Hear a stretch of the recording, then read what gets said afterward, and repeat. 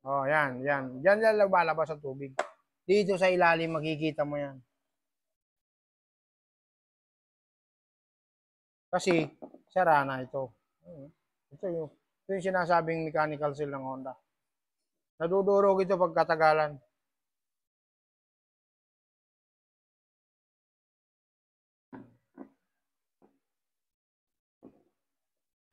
Tingnan mo yan, oh. Yan ang bakat ng kwalang yan.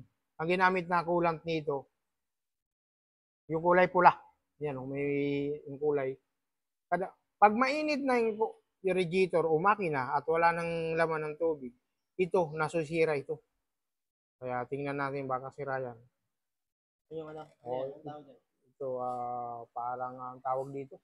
Yung hose extension yata. Kalimutan ko rin tawag nito.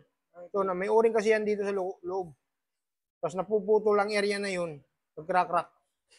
Ayan, oh, tingnan mo sa ibaba. Ayan, oh. May ano ng coolant. Kulay pula yung ginamit ng coolant dito. Yung thermostat. Yan ang thermostat sa ilalim. Ito yung EOT sensor.